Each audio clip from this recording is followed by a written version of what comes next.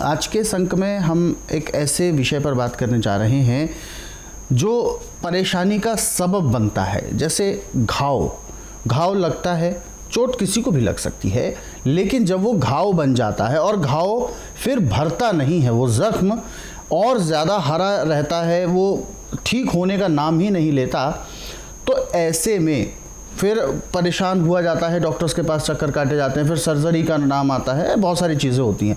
तो सबसे पहले मैं ये जानना चाहूँगा कि आखिर घाव जब भरने के काबिल नहीं होता या भरता नहीं है, तो क्या इस चीज़ के पीछे कोई रोग का कारण होता है या ये खुद एक रोग बनने की ओर कगार पे होता है? क्या है आखिर घाव ना भरने की समस्या? देखिए, घाव ना भरने का कारण मेन है कि जिसके शरीर में शुगर है जी, उसको कभी भी कहीं भी चोट लग जाए तो इसके पूरे संसार के अंदर कोई दवाई नहीं है जो उसके घाव को भर दे। परंतु स्वस्थ विचार एकमात्र ऐसा आश्रम है कि इसमें ना तो रोगी से पूछते हैं कि आपको क्या तकलीफ है, ना कागज पत्र देखते हैं। यहाँ का नियम है कि जिस दिन रोगी ने आना उस दिन बुधवार नहीं होना चाहिए जी।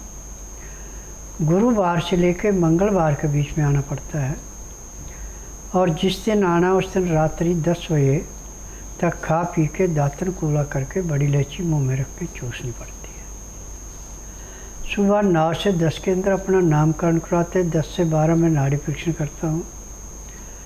नाड़ी परीक्षण में पैर के तलवे से सिर के बाल तक की MRI, CT scan, X ray, ultrasound, ECG, sonography सब कुछ 5 सेकंड में हो जाता है। उसमें जो भी कमियां पाई जाती है फिर रोगियों को समझाया जाता है कि आपने गलती की है, दवाई गलत खाई है, अब आप ये परहेज हैं, परहेज कर सकते हैं तो दवाई लो, परहेज नहीं कर सकते दवाई मत लो। फिर जो दवाइयाँ यहाँ से दी जाती हैं उससे कितना भी भयंकर से भयंकर जख्म है वो दिन दुगने रातें चौगुनी भरना शुरू होता है। जो जख्म बिगड़ जाता है उसके लिए सिर्फ 3 चीज़ों की आवश्यकता होती है: सूखा आंवला और आम की गुठली सूखी और खट्टी छाछ गाय के दूध की, कहीं भैंस की या केमिकल वाली नहीं लेनी। पत्थर को पहले अच्छी तरह धो लें। पत्थर के ऊपर थोड़ी थोड़ी छाछ डाल के पहले तो आंवले को घिसें अच्छी तरह। जितना आंवला घिसा आपने उतना ही फिर आम की गुठली को घिसे। अब एक किस्म की मलम बन गई आपकी। अब उस जख्म को पहले नीम के पत्तों को पीस करके उसका रस निकालें। उस रस को हल्का गर्म करके और रुई के साथ उस जख्म को धो दें।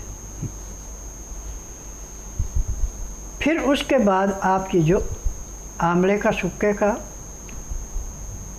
घिस करके आपने चंदन जैसा लेप बनाया है और सूखी आम की गुठली का इसका ऊपर मेहंदी जैसा लेप कर दें।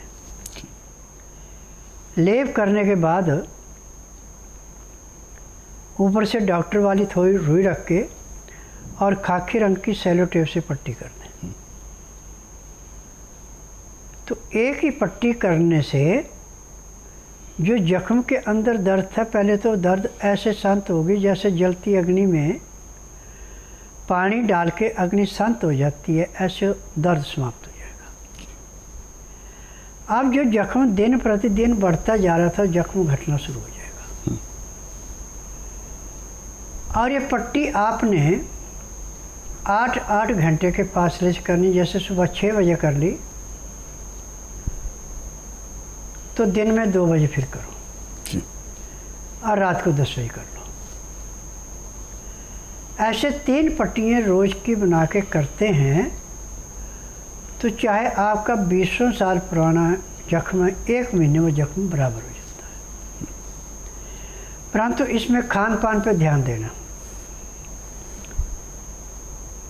चाय, बीड़ी, सिगरेट, शराब, मीट, अंडा, तली हुई चीज़ें, मैदे की चीज़ें, आर्टिफिशियल चीज़ें बिल्कुल बंद। इसमें नाज एक नहीं चलता, इसमें 3, 5, 7 नाज जितने भी आप इकट्ठा करना चाहे उतने कर सकते हैं। और इन नाजों को पहले धो करके सुखा के फिर इसके अंदर 50 ग्राम अजवाइन भून के और 100 ग्राम तिल भून के उसका आटा पिसाया जाता है। ये आटा भी आपने सरकता हुआ पिसाना, ज़्यादा बारीक नहीं करना, आटे को छानना नहीं है। आटे की चोकर जो आटे के बीच में रहनी चाहिए। और जब भूख लगे तो ताज़ी रोटी गरम गरम खानी है। उसका तरीका है कि पहले आटे को लेके जितने को भूख हो उतना अच्छी तरह गूंद ले और सख्त गूंदें और पानी के अंदर खुले में डाल दें इसको। इतने में दाल सब्जी जो भी आपने चीज़ खानी उसको पका लें। परंतु जो भी आपने दाल सब्जी कोई भी चीज़ खानी है उसको आपने या तो पीतल के बर्तन में, और सबसे अच्छा तो मिट्टी का है, या स्टील के बर्तन में बनाएं। पीतल का बर्तन या तांबे के बर्तन में जिसमें आपने बनानी उसमें कलाई होनी चाहिए, बिना कलाई के नहीं बनानी। और सिल्वर के किसी भी बर्तन में कोई भी चीज़ रख के खाने को नहीं लेनी, ना ही सिल्वर के बर्तन में कोई चीज़ रखनी। अब जब आपकी दाल सब्जी जो भी आपने बनाई तैयार होगी उसमें सिर्फ आपने हल्का सा काला नमक, काली मिर्च, जीरा, अजवाइन डालनी है और इसको छौंक नहीं लगाना। अब उसके बाद सब्जी का बर्तन अपना नीचे उतार ले। अब आटे को पानी से निकाल के दोबारा गूंदे, आटा नरम हो गया आपका। अब तवा गर्म करके जैसे मक्की की रोटी या बाजरे की रोटी होती ऐसे इसकी रोटी बनानी है।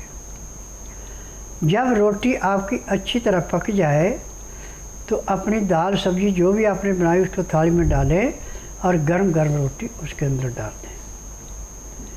अब ये रोटी बिल्कुल गल जाएगी, जैसे सूप पीते से पीने की शक्ल में होगी, गिराइयाँ नहीं खानी। अब जब आपकी रोटी तैयार हो गई तो आप 2 गिलास पानी उबाली दे के इतना ठंडा कर दे 15-18 डिग्री गर्म रह जाए। अब उसके अंदर लहसुन, प्याज, अदरक का रस 2 चम्मच 2 गिलासों में डाल दे, 1 चम्मच। अब जो आपने रोटी दाल सब्जियों किसी में चूर रखी है 2 गराही रोटी की खाएं, ऊपर से 2 घुट पानी पिए। 2-4 गराही खाना खाएं, 2 घुट पानी पिए। पानी पीने में, खाना खाने में आप 1 घंटे का समय लगा दें। अब आपका खाना ऐसे पचेगा जैसे रेते की ढेरी पे थोड़ा सा पानी डाल दे, रेता उसको चूस लेता, बह नहीं देता, ऐसे आपका खाना पचेगा। आपको गैस नहीं बनेगी, पैंक्री इंसुलिन बनाएगी, पित्ते का तेजाब नॉर्मल होगा, पेट अच्छा साफ होगा। अब आपका जख्म दिन दुगने रातें चौगुनी भरेगा जी। और यदि आप इस क्रिया को नहीं करते, आपको कब्ज है, आपका पेट अच्छा साफ नहीं होता, तो आपको आंवले का और आम की गुठली का जो आपने ये लेप बनाया ये भी आपको कुछ लाभ नहीं।